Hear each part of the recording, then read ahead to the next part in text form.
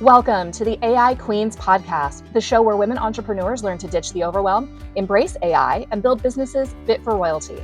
I'm Erica Stanley, your host and tech expert, here to deliver tools, tips, and actionable strategies to help you scale smarter. Let's get to it. Welcome to the AI Queens podcast. Between seasons, I'm sharing powerful conversations that help women entrepreneurs ditch the overwhelm, embrace AI, and build businesses fit for royalty. This is a special replay from Lisa Demmi's podcast, That's What I'm Talking About, where I got to have one of those real, unfiltered conversations about AI that every woman entrepreneur needs to hear. Lisa reached out to me after discovering AI Queens because she was experiencing what so many of you tell me, AI responses that felt generic, frustration with prompting, and that nagging feeling that everyone else was getting better results than she was.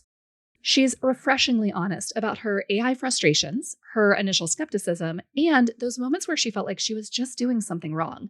You'll hear me break down the shocking statistics about women and AI adoption, share my crown method for prompting, and explain why treating ChatGPT like an enthusiastic intern changes everything. The insights were so valuable, and Lisa's questions were so spot on that I knew this conversation belonged in the AI Queens archive. So here it is, my conversation with Lisa Demmi. Hey everybody, Lisa here, and good morning, good afternoon, or good evening, depending on when you're listening to this. Welcome back to That's What I'm Talking About. It is the podcast where we talk what I want to talk about, so I can talk about anything. And today, I know I say this every single time, but today we have a really cool guest. We are going to be talking AI, all things AI, with a very good friend of mine and a former colleague. Well, I guess we're still colleagues, right? Yeah. Erica Stanley. Erica, hello. How are you? Hello. I am great. Thank you so much for having me today. How long have we known each other, Erica? I feel like I ask everybody this. It's been a long time, right? Yeah, probably 15 years or Yeah. more.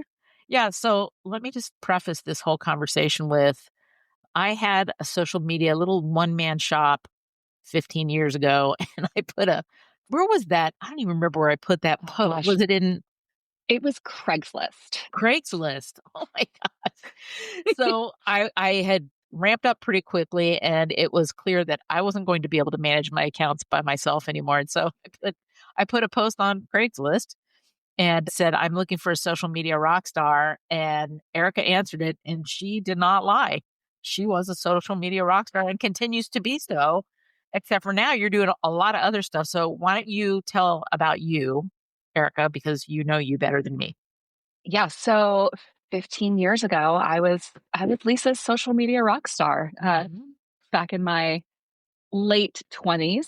And fast forward 15 years later, and here I am. I launched my own business, and I was about 2 years in. I was your typical burned out, overworked, getting to choose which 80 hours of the week I want to work. And I discovered AI. I had heard about ChatGPT, those little like, oh, what is this? What's going on? And I was in the middle of a couple of pretty heavy client projects. I was planning my wedding and feeling super overwhelmed and burnt out. And I had this big, long checklist in Apple Notes. I use Apple Notes for everything because it syncs between my phone and my computer and my iPad and Me too. for everything.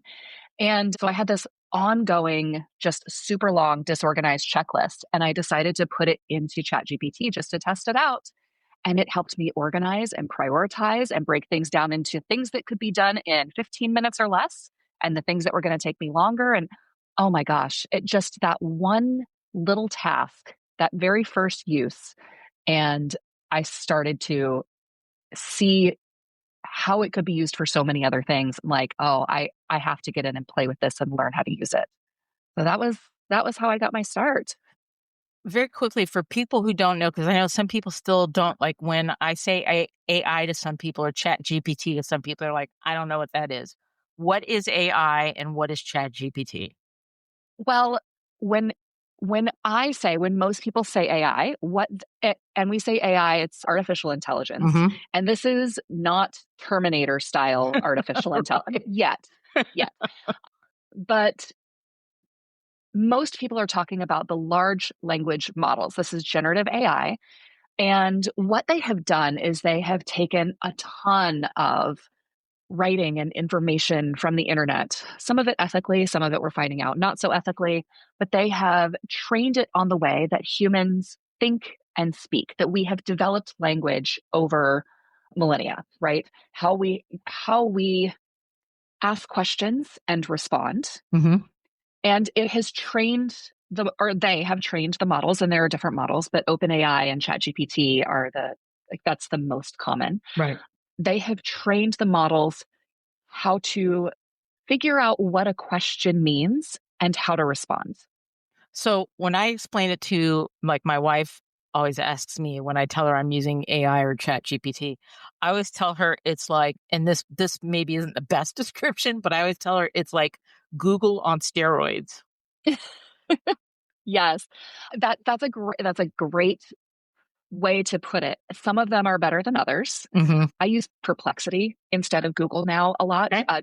Yeah, but I like to tell people for business owners, ChatGPT is like a really enthusiastic but very green intern fresh out of school. Perfect. They are like super excited. They want to be helpful, but in order for them, they don't know crap about your business. They Right. don't know anything. Mm-hmm. So, I mean, you can tell an intern, "Hey, I'm hungry. Can you grab me a sandwich?" And they can bring you back peanut butter and jelly. You can't be mad because you didn't say, "Oh, I wanted a turkey club." The same thing goes with ChatGPT. We're throwing these questions into the AI, and then disappointed when it brings us back information that is either not correct or not in depth, really basic. We didn't give it proper instructions. We didn't give it enough context Mm-hmm. for it to know exactly what we want. So that's a lot of the frustration that I'm hearing and seeing from others is that, well, it's just not intuitive. It is It if has you to learn treat it you. if you treat Mm-hmm. it like an intern. Mm-hmm. And once it learns about you, now think about that intern a year after working with you and how well it knows your business and the ins and outs and the little nuances of Mm-hmm. what you like and what you don't like. And it just gets so powerful. So here's why I reached out to you. About 2 weeks ago or so, I happened to be in my car, or maybe I saw it. I was scrolling as we do on social media, and I saw that you had this podcast called the AI Queens podcast. And I was like, well, I know Erica, so I'm going to listen to it. And I immediately listened to like the first three, and like mind blown, right? And you guys can't see me, but I just did like the symbol for an explosion in my head.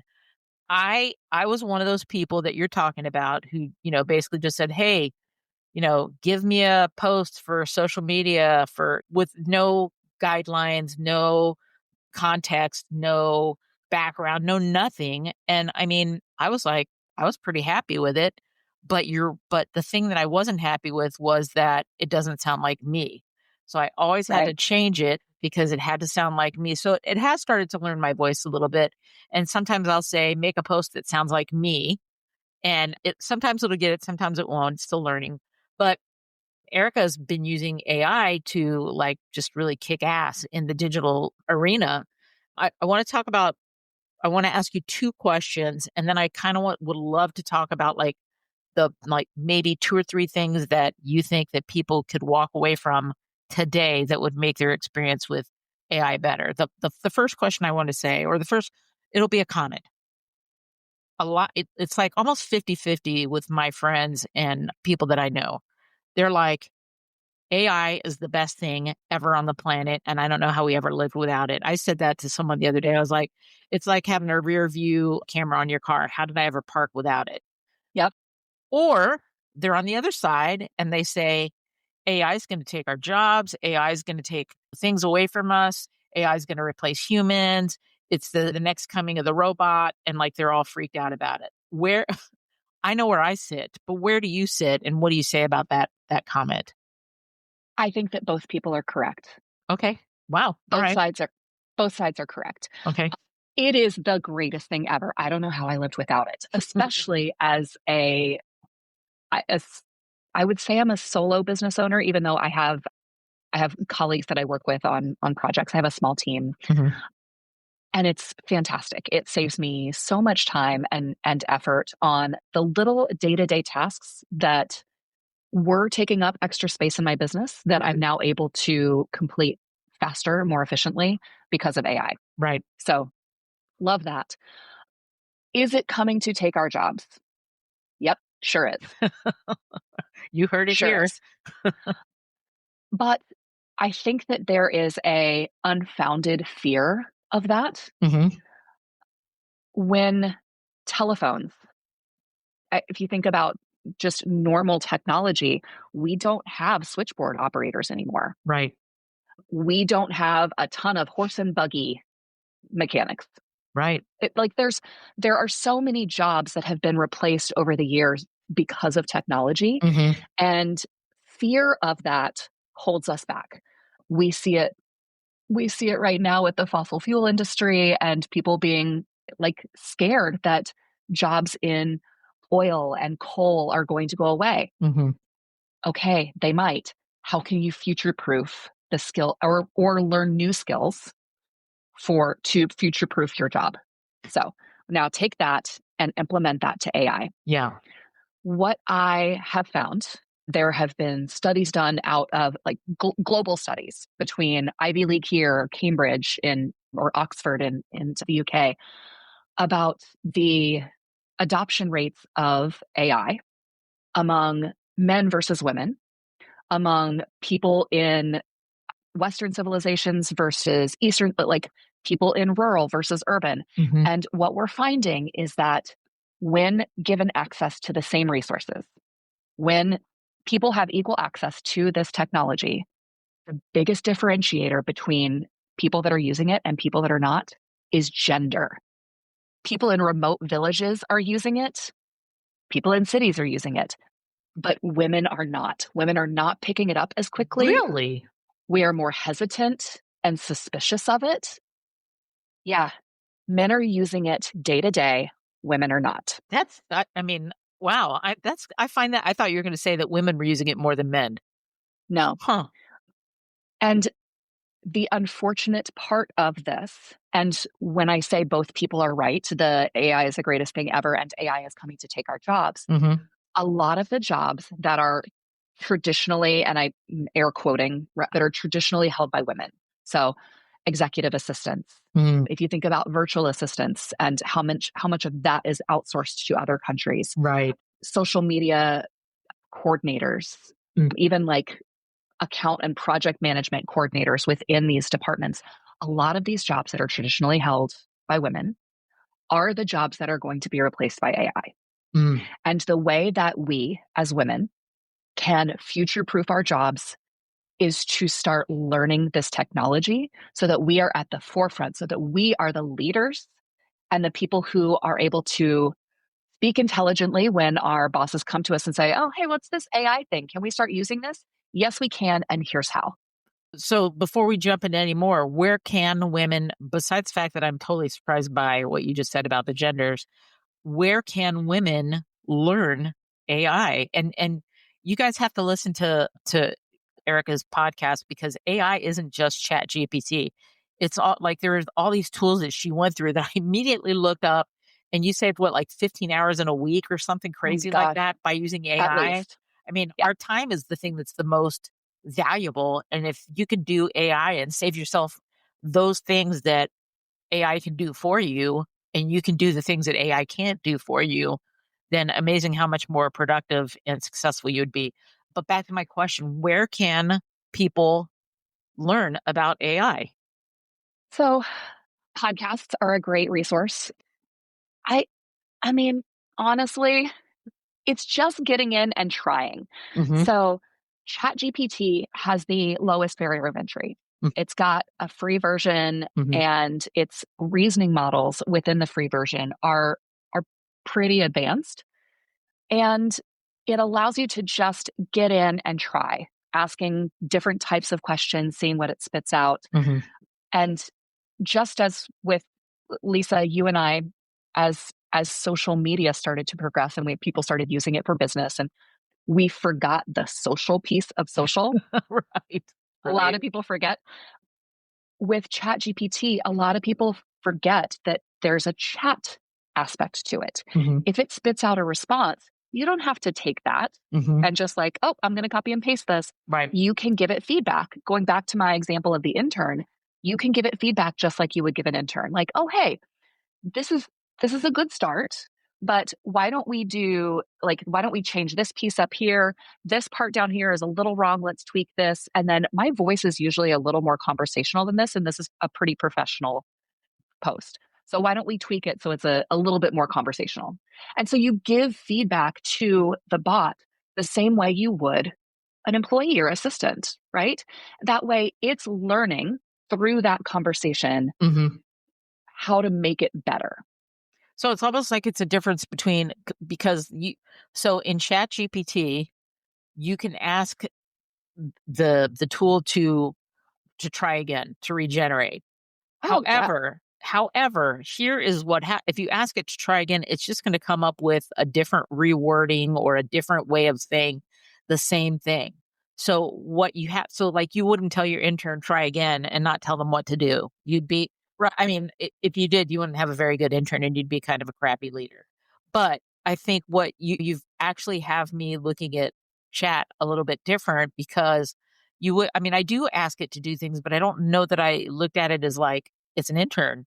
So now you could say, like you said, that's a great start. However, you might take this word out, consider putting something like this in there, or like you could, just like you would talk to an employee or an intern that doesn't really know your business yet.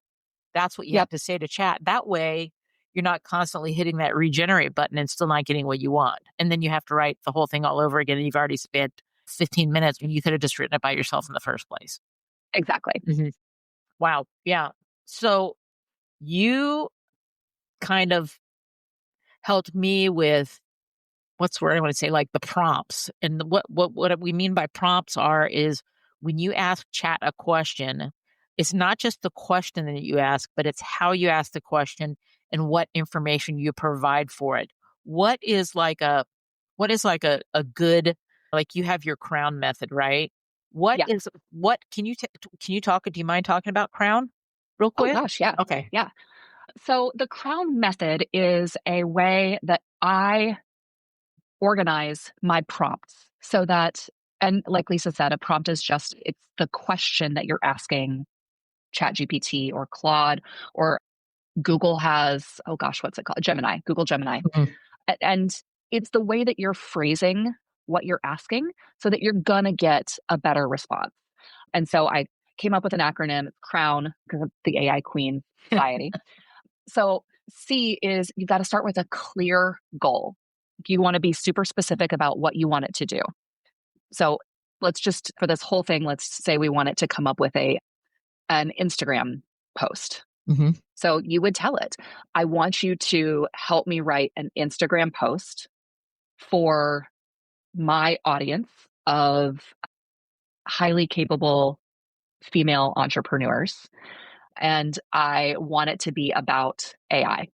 So specific about the goal of this podcast. I can even get, if I want to be more specific with that goal, I can say, and I want this social media post is for engagement, or it's for educating my audience. Okay. R is response format.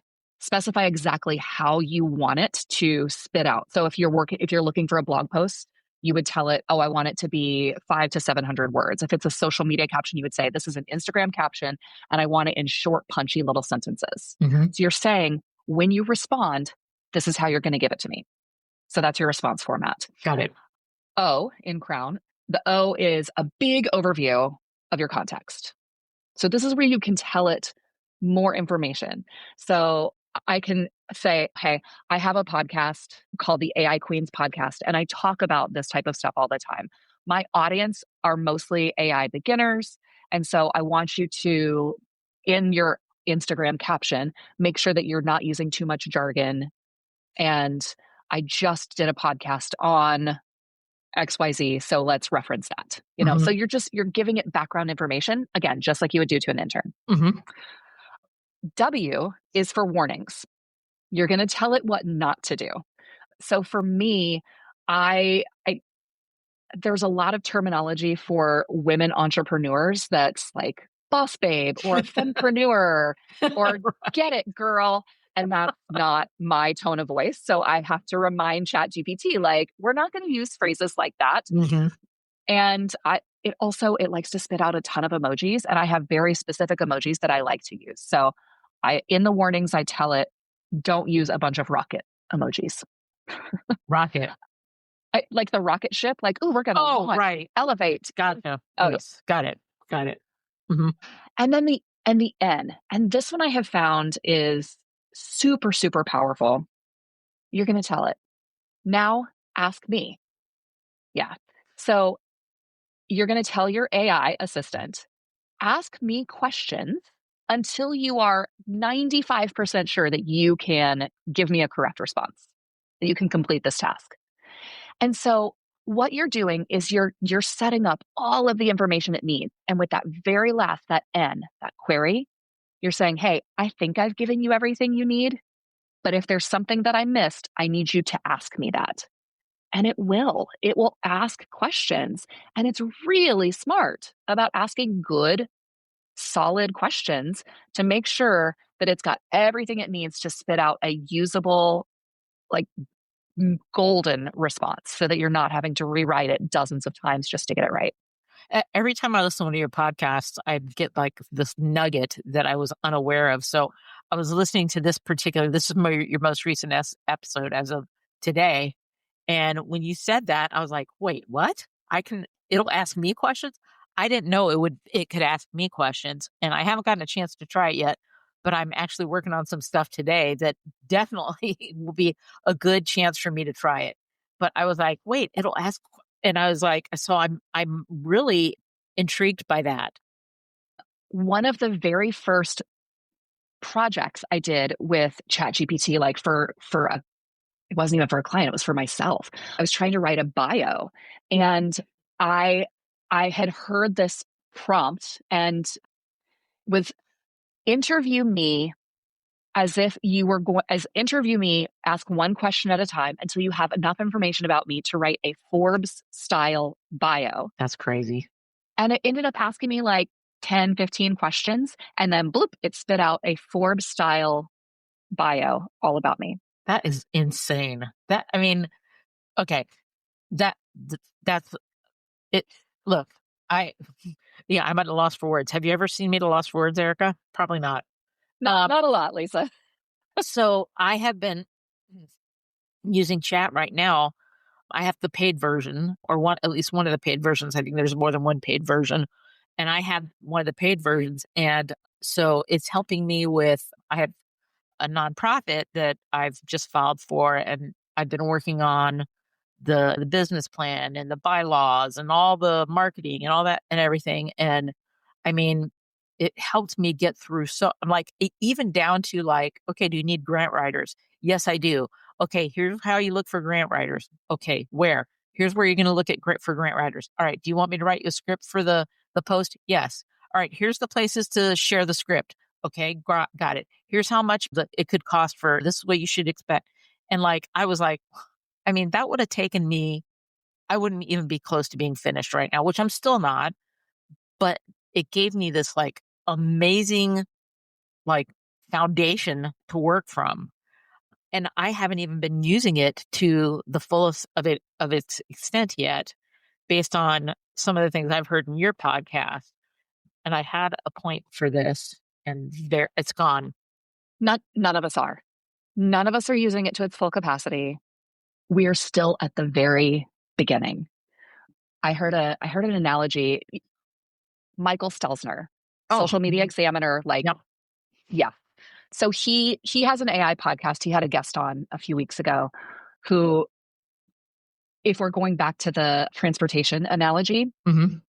It seems like with AI, that we are in the like flying cars phase. Like this is crazy technology. We are in the flying cars. No, no, we are in the horse and buggy phase right now, where AI is going to be even 2 years from now. We can't even fathom what we're going to be able to do with it. You and I are using it to help alleviate some of the extra grunt work in our businesses. Mm-hmm. Content, brainstorming, for people who have solo businesses or are working by themselves, it's a great sparring partner. Yeah. And to help like spark creative ideas, we are at the very, very beginning of what it can do. Yeah. I mean, how long is it? I remember hearing about Chat GPT, I don't know, maybe a couple years ago. It's super new, right? November of 2022. Yeah. Yeah. So not even wait. Yeah. So just over 2 years.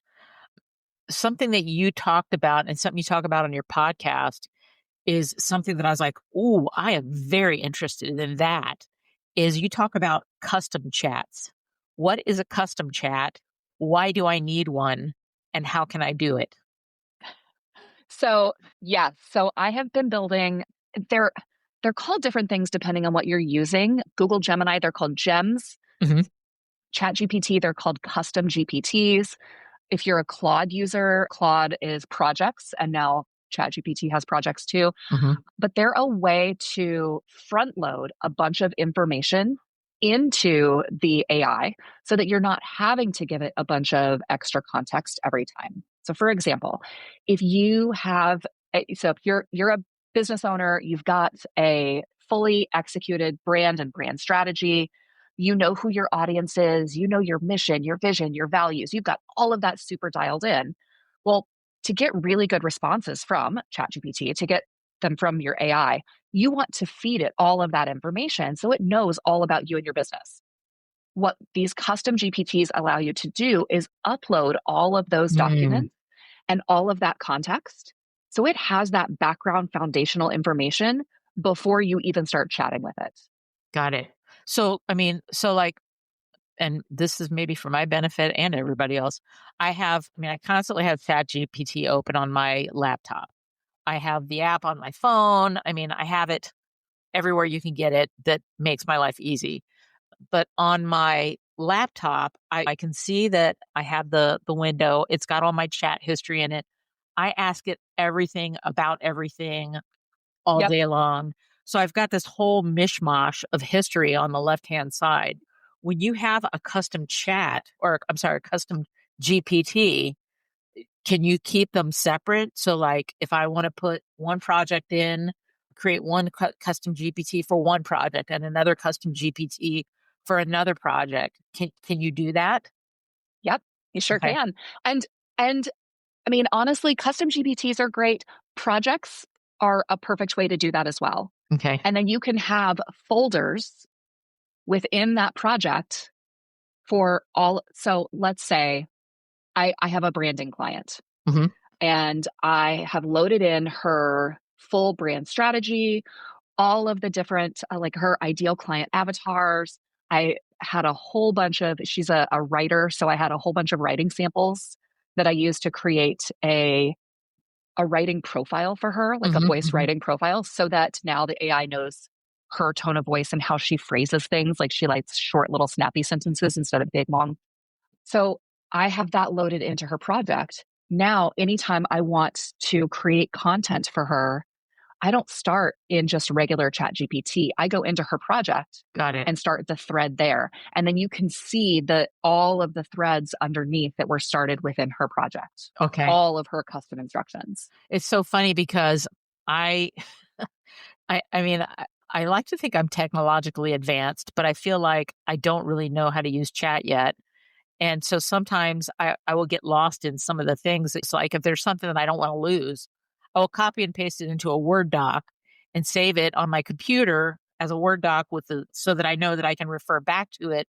But what it sounds like you're saying is I can do that inside of chat, inside of these custom GPTs, if that's the platform you're using, which that's the platform I use. So I I know you have a workshop that you're working on, and I want to be the first person to like. I want to sign up right now for that workshop. So does Lauren. So Lauren Jarrett is a mutual friend of ours. We all worked back together back in the day, and I told Lauren about what you're doing, and she's like, "I'd like to sign up for that as well." Oh my So gosh. yeah, so it'll be like old school days where you have all of us, and we won't know what the hell we're talking about. But I want to be mindful of our time here. Where are we? 30 minutes? What time is it? So I I know that we could talk about this forever We because could. I mean, I've been listening to your podcast, and here's the unfortunate thing. I'm always driving when I'm listening to your podcast. So I have to come back in and listen to them when I get back home, and I make notes on your podcast because I'm like the first one, you were talking about all these tools, and I was like, wait, what was that? And I'd pause the podcast and I'd go into Apple Notes and I'd record into Apple Notes, look up blah, blah, blah. But I know it's in your show notes. So I got all excited. Anyway, let's do this. One, will you come back? Oh, of course. Okay, good. So then I don't feel like we have to cover as much, like we don't have to shove everything in one episode because I feel like this, when I saw that you were doing this, I'm like, I have got to have her on because this is like a lot of the topic of people that I'm speaking with lately. They're like, yes, chat or yes, AI, no AI. The second thing is where, where can they find your information? Like, where can they get the podcast? I know you have a waiting list for, because I signed up for it like immediately for the AI Queen Society. Tell us about that a little bit, and then I'll ask you another question. Yeah, so you can find me at aiqueensociety.com. That's where my wait list is, Mhm. or AI Queens Society on Instagram. Okay. I also have started a Substack because you are not the first person to tell me that they are taking notes and trying to furiously write things down. And so I wanted a place where I could have like as a hub for everything and put all of this information into posts that people can come back to and reference later. So that would be aiqueens.substack.com. And I am in the process of adding all of the back episodes and the notes and all of the prompts and the tools that I mentioned in each episode so that you can come back to that later. I'm just now pulling up AI Queens on Substack. I like to think that and a lot of people also don't know what Substack is. So Substack is like, I'll tell what my thinking is. Substack is like the new newsletter, Mm-hmm. which is a lot easier than some of the old platforms we've ever used. I mean, I will be subscribing to that in about 2 seconds. You're not just an AI person. You have a business. You have Mile End Digital. Can you talk about that a little bit? Yeah. So I do AI strategy and branding and websites for what I call the highly capable women entrepreneurs, women who they started their businesses, they did everything, they have done everything themselves. They've been in business for usually about 3 to 5 years when they come to me, and the brand that they started with doesn't really fit the business that they have now. Mm-hmm. Those first couple of years, a lot of things change. And so I work with those women to really dig in. I learn about their business, where they came from, where they want to go, and I help to build them a brand and a website content strategy that is going to, it's not where they're at, it's building it for what they want to grow into. Gotcha. Kind of like the idea of the dress for the job you want. Oh yeah. So, yeah. And so we work together to hone in on their services, their pricing model. It's so much more than just building them their brand and their website. I help with all of those aspects of their business to set them off on the right path for their next 3 to 5 to 10 years. And correct me if I'm wrong, the difference about what you're doing now and what like maybe a traditional website person might do, like you don't take on a ton of projects all at the same time, and your timeline is really short, right? Yes.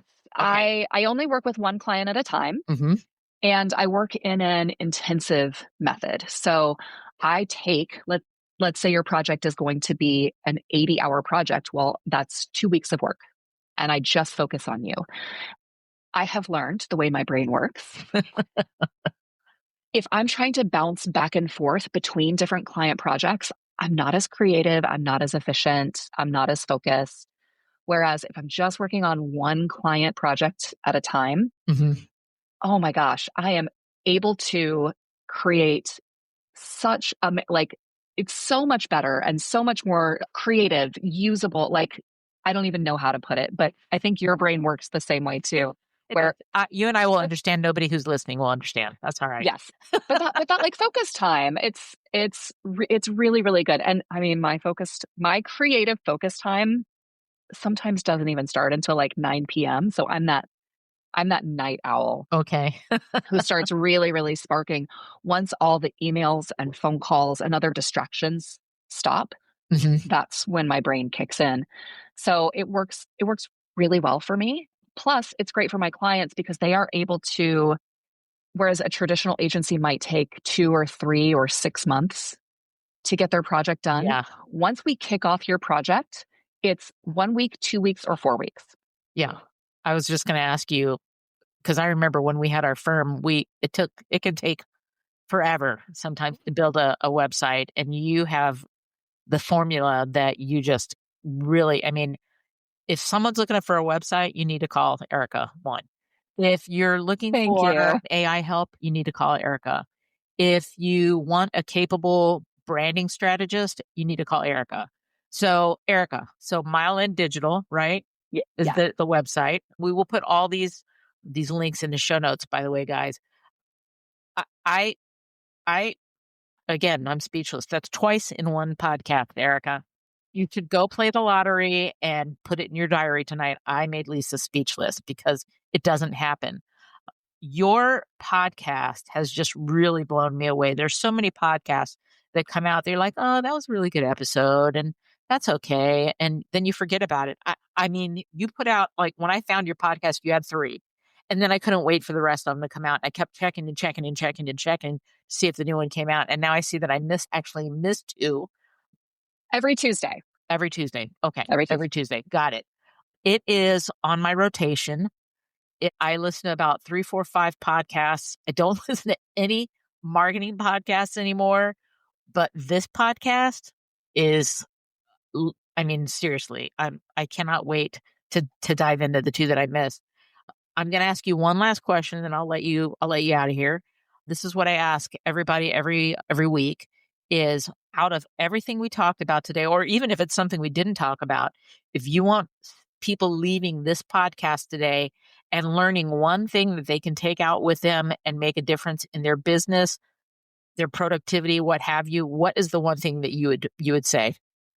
The number one thing I want people to remember is to not forget the chat part of ChatGPT, that it is meant to be a conversation. It learns the more we engage with it. So as you are putting your questions in, don't just take its first response and be like, oh, that was great, or oh, that was garbage. Converse with it the way you would an intern. Chat with it, give it feedback. If it did a good job, tell it, oh, that was perfect. You nailed it. Because then it knows that it should create more responses like that. And if it gave you crap, tell it and tell it why. So just don't forget that chat part of ChatGPT. Okay. I'm going to tell you guys, you have to listen to this podcast. If you want to help your business, if you want to be more productive, if you want to, like Erica said, if you want to get some of the grunt work off of your plate, please listen to this podcast. It is like the easy information. It breaks it down for you. It is, every single second of it is valuable. And it is probably my new favorite podcast right now because I mean, I'm not blowing smoke, Erica. It's really, thank you so much. Yes, it's an amazing podcast. So I'm going to let us go now, but Erica, we will have you back on again for sure. You guys, I cannot thank you enough. Every week I get to say this. You guys have been listening. You guys, I got a couple emails. I've gotten comments. I've gotten some direct messages. Thank you so much for listening. It's called That's What I'm Talking About because I get to talk about whatever I want. But I hope that you've found these podcast episodes valuable. I think that the topics we talk about are very relatable and very on topic right now. And I would love to hear from you if there's something that we've missed or something that you're like, man, I would love to hear Lisa talk about that. Shoot me an email at lisa@lisademmi.com. That's DEMMI.com. And with that, I'm going to say thank you again, Erica. Mind blown, check mark. And we will be back here soon. So you guys go out and be awesome. And we'll see you next week. Thank you guys so much. Thank you. If you loved Lisa's energy and insights as much as I did, you absolutely need to check out her podcast, That's What I'm Talking About. She brings the same refreshing honesty and curiosity to every conversation. And if you're looking for a speaker who can bring real talk and practical strategies to your next event, visit lisademmi.com. I will put the link in the show notes. I've heard Lisa speak, and her ability to connect with audiences, she does such a good job of making complex topics accessible. If you are in leadership, she is exactly what your team needs. If this conversation sparked something in you, if you're ready to stop getting generic AI responses and start building systems that actually sound like you, then you need the Brand to Bot Blueprint. This is my signature one-on-one service where I help to pull out all the brilliance from your head, create a custom brand voice GPT just for you, and give you a strategic roadmap to scale your business without burning out. Head on over to aiqueens.com/blueprint to learn more and to schedule your session with me. Because it's time to stop playing small and start building the systems that will support your empire. Until next time, stay curious, stay bold, and keep reigning with AI. Thanks for listening to the AI Queens podcast. If you loved today's episode, don't forget to subscribe, leave a review, and share it with a fellow queen who needs to hear this. Want more tips and tools? Join the AI Queens Society at aiqueensociety.com and start ruling your business with confidence today. Until next time, stay bold, stay curious, and keep reigning with AI.